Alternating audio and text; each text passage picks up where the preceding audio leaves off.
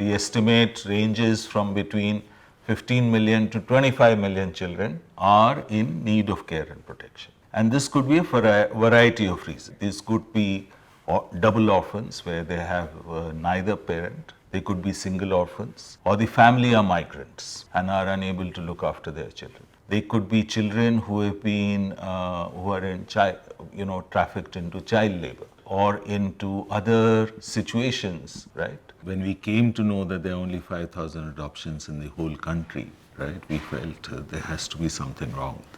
There's so many children in need of care and protection who are looking for a family, and so there must be some gap that we can work towards. We had started CSA in 2002. Our work initially started in adoption.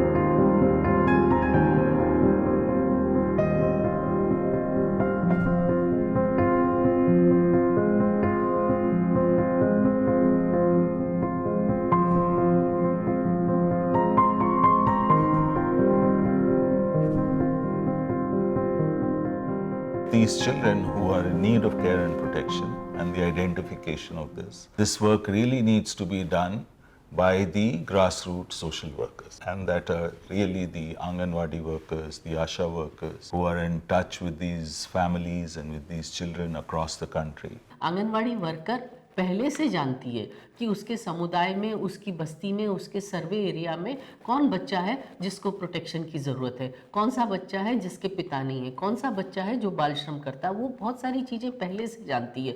Anganwadi workers are the closest aid to identifying children and vulnerable families. So we've started working on training the Anganwadi workers.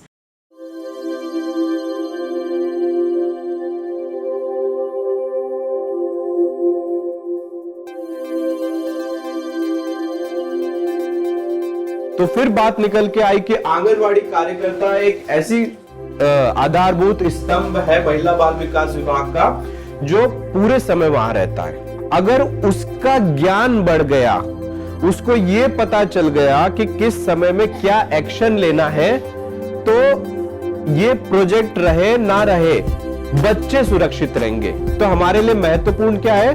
बच्चों को सुरक्षित करना. तो दो category है. कितनी? पहली कौन सी? विधि विवादित किशोर, और दूसरी देखरेख और संरक्षण की आवश्यकता वाले बच्चे. ट्रेनिंग में मुख्य रूप से हमने दो भागों में बांटा है. एक तो ये कि बाल अधिकार क्या है, और दूसरा बिंदु ये है कि उन बाल अधिकारों का जहाँ पे हनन हो रहा है, जो बच्चे शोषित हो रहे हैं, तो उन बच्चों के लिए सरकार की तरफ से क्या क्या प्रयास अलग अलग प्रकार से किए जा रहे हैं, जिसमें हम चाइल्ड लाइन के बारे में, बाल कल्याण समिति के बारे में, और SJPU के बारे में, विशेष किशोर पुलिस इकाई के बारे में, और महिला बाल विकास विभाग की अलग अलग इन लोगों की क्या भूमिका है, उसके बारे में हम आंगनवाड़ी कार्यकर्ता को जानकारी देते हैं. यहाँ से हम लोगों का मेन काम शुरू होता है.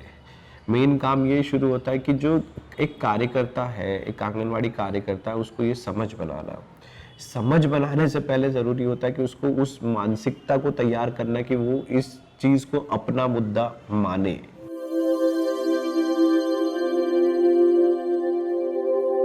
अब पुनर्वास करने के लिए हमारे पास क्या ऑप्शन अवेलेबल है? दत्तक ग्रहण को और सरल भाषा में क्या बोलते हैं? गोद लेना.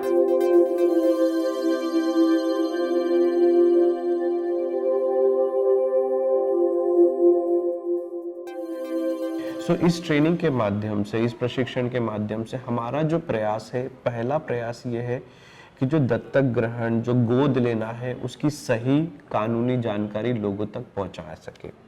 इससे ये रिजल्ट हम एक्सपेक्ट कर रहे हैं कि अगर कहीं पर इस तरह की इलीगल अडॉप्शन की प्रैक्टिसेस हो रही है, तो वो प्रैक्टिसेस हम लोगों को पता चलेगी, जो हमारे प्रशासन को पता चलेगी, जिसको हम रेक्टिफाई कर सकेंगे, सुधार सकेंगे, उसको कंट्रोल कर सकेंगे. इसका दूसरा बेनिफिट ये निकल के आएगा, नंबर ऑफ चिल्ड्रन जो अडॉप्शन के अंदर आने वाले हैं, हम ये मान के चलते हैं कि वो ज़्यादा इंक्रीज हो जाएंगे. क्योंकि लोग बच्चों को इस तरीके से बाहर फेंकना और छोड़ देना बंद करेंगे, और अगर होता भी है तो वो तुरंत हमारा कार्यकर्ता उसको एड्रेस करके उसको सही जगह तक पहुंचा देगा।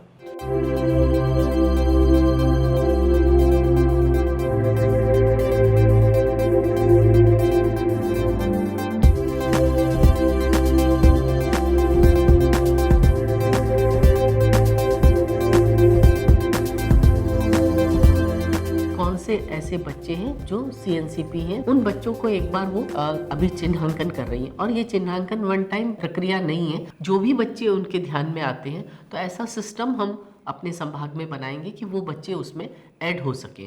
तो इस सर्वे के बाद से जो चीज़ें हमको सामने आएंगी उसके अकॉर्डिंग हमें प्लान आउट करना पड़ेगा कि हमको किन किन बच्चों की फैमिली को स्ट्रेंथन करना है, किस बच्चे को हमको कहीं से, चूंकि वो चैलेंज में बच्चा है, एट रिस्क बच्चा है, उसके लिए हम क्या प्लान आउट करें। इवन हमें फॉस्टर केयर को लेके लोगों में अवेयरनेस नहीं है कि फॉस्टर केयर में लोग आगे आए, बच्चे को किस तरीके से उनको एजुकेशन में मदद कर सकते हैं, किस तरीके से उन बच्चों को देखभाल कर सकते हैं। तो इस सारे आइडिया के साथ CSA के साथ और महिला बाल विकास मिल के कोऑर्डिनेट करके इस प्रोग्राम को पायलट के रूप में चलाना है।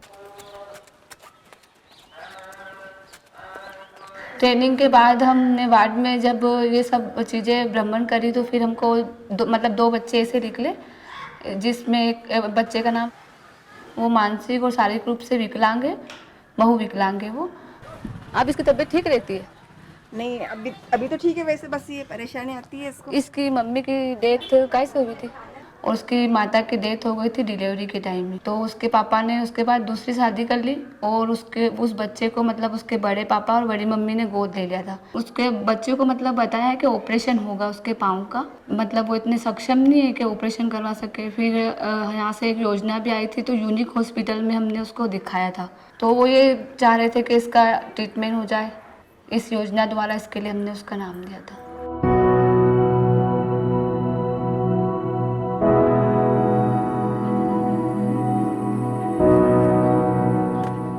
ओखली का, टमाटर का, टटरे का, डमरू का, सलजम का। इसने आपके घर में कौन कौन है सबके बारे में बताना है। नाना है, नानी है, मामा है, मामी है और रिया और एक साथ तक है, मामा मामी की छोरी। मेरी एक बकरी है काली वाली और 2 नानी की है।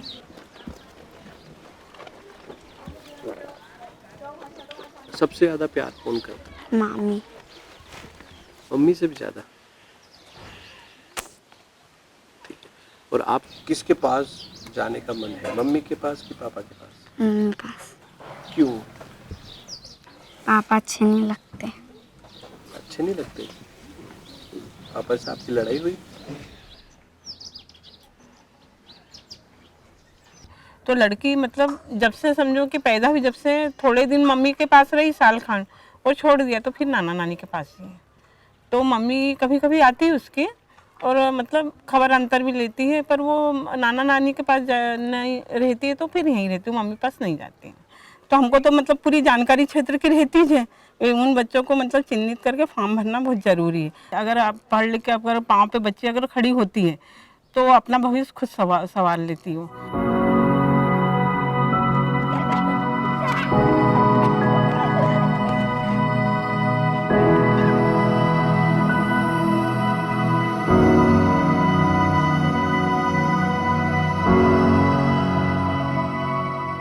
एक ही भतीजा अपना, दिमाग से थोड़ा कमजोर, किसी को मार देता है, सब लोग हमारे घर कहने के लिए आते।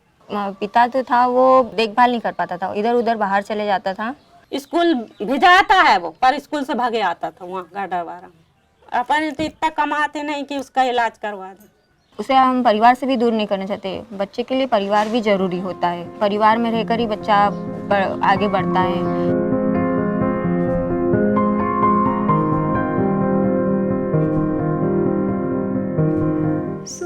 By doing this large exercise of actually going community and identifying kids who are vulnerable, and by identifying a solution for them, by offering them to either come into the institution or to provide the family care, we really hope we will learn a lot from this process.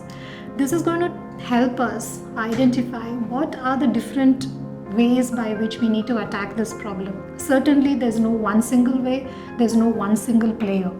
और इस पूरे project के अंदर अगर हम देखें सो आप एक समय के अंदर लोगों के बीच में जाकर उनको एक समझ पैदा करके दे रहे हैं बाल संरक्षण के विषय पे। सो सारे बच्चों को प्रोटेक्ट करने के लिए ये एक्सरसाइज करना, इतने बड़े पैमाने पे करना बेहद ज़रूरी था और बेहद ज़रूरी है अभी भी।